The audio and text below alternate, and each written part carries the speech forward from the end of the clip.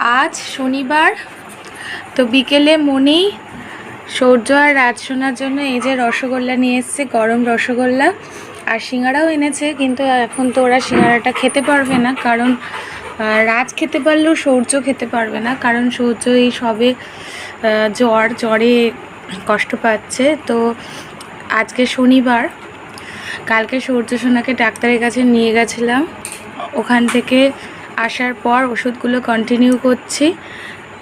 But ওর জ্বরটা না মানে পুরোপুরি কমছে না। ওষুধ খাওয়াচ্ছি, কিছুক্ষণ কমছে, আবার অনেক সময় ওষুধ খেয়েও কমছে না, আবার হচ্ছে। সোনা এখন একটু একটু খাচ্ছে, আগে একদমই খাচ্ছিল না। বাবাই আসো, এই যে গরম রসগোল্লা খেয়ে নাও, দেখবে শরীরটা ভালো লাগবে।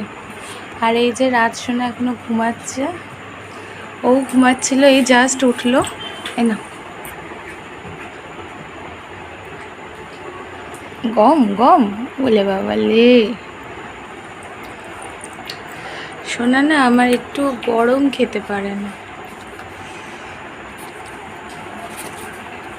বাবাই রসগোল্লা খাবে? তাহলে ওঠো।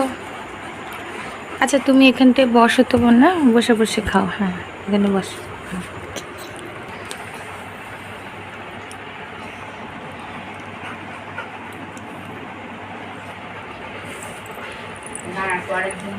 না ফু দিয়ে দিয়েছি।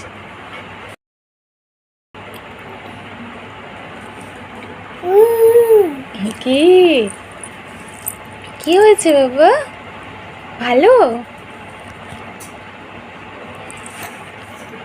এই যে মাথা যন্ত্রণাটা একটু কমেছে সোনা?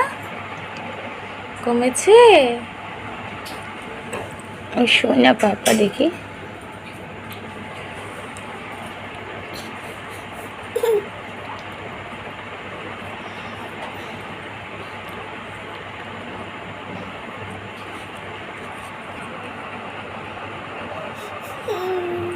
কি সোনা কি হচ্ছে বলো? খেতে ইচ্ছে করছে না?